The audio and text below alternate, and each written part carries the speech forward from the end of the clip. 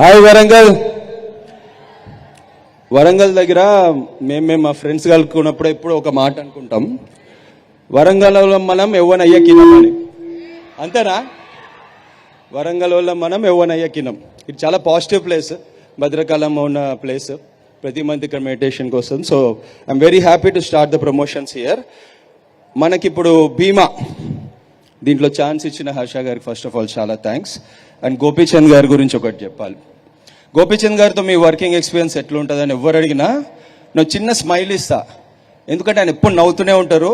మేమందరం షర్ట్కి హీరోయిన్ కన్నా ఎక్కువ ఆయన స్మైల్ చూడడానికి వెళ్ళేవాళ్ళం.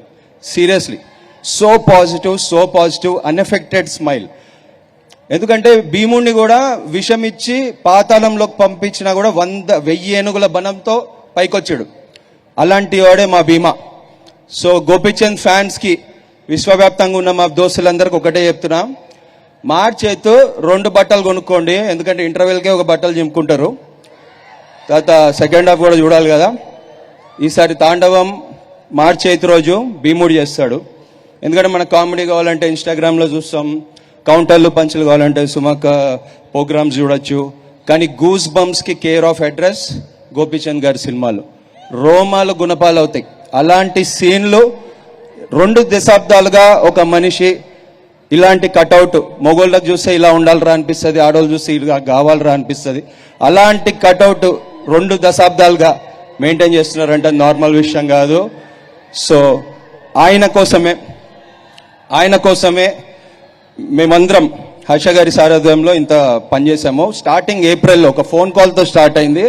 హర్ష గారు జస్ట్ నాతో ఫోన్ కాల్లో భీమా ఇంట్రొడక్షన్ సీన్ గురించి మాట్లాడుతుంటే అప్పటి నుంచి ఎలా ఆలోచిస్తాడు భీమా, ఎలా మాట్లాడతాడు, ఎలా జోకులు వేస్తాడు, ఇదంతా ఓన్లీ డైరెక్టర్ గారి విజన్కి సపోర్ట్ చేయడానికే పనిచేసాము.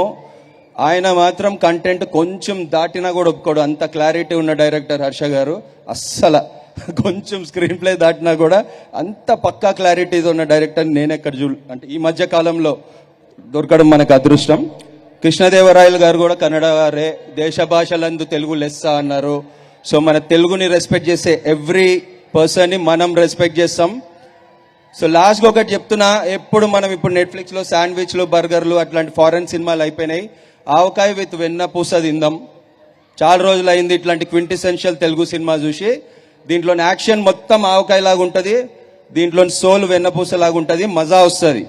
ఈ శివరాత్రికి మీరు ఉపవాసం చేసినా మీ కడుపు నిండుతుంది ఈ సినిమా చూస్తే. ఈ శివరాత్రికి మీరు జాగారం చేయాలనుకున్నా చేయలేరు, అది గ్యారంటీ. అండ్ నా టీమ్, మా సినిమాకి పనిచేసిన టీం గురించి ఒకటి చెప్పాలి. శివతత్వం అంటే హాలహలం తీసుకుని అమృతం పంచి ఇవ్వడమే. ఎలాంటి కష్టాలున్నా, ఇంట్లో వాళ్ళకి ఎంత దూరంగా ఉన్నా, ఎన్ని నెలలు పనిచేసినా మీ ఫేస్లో స్మైల్ రావాలి, మీ గూస్ బంప్స్ రావాలి, మా గోపీచంద్కి బ్లాక్ బస్టర్ రావాలి అని అమృతం పంచడానికి పనిచేస్తారు మా టీం అందరూ.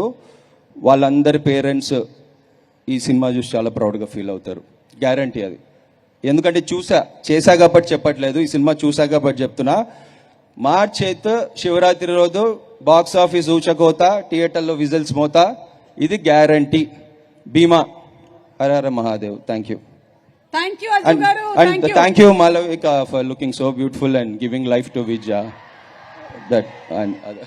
I looking beautiful. Obviously, Yeah. default. By default, yeah, I know. రండి మన ఇద్దరం కలిసి సరదాగా అలా కిందకెళ్ళి మన గోపి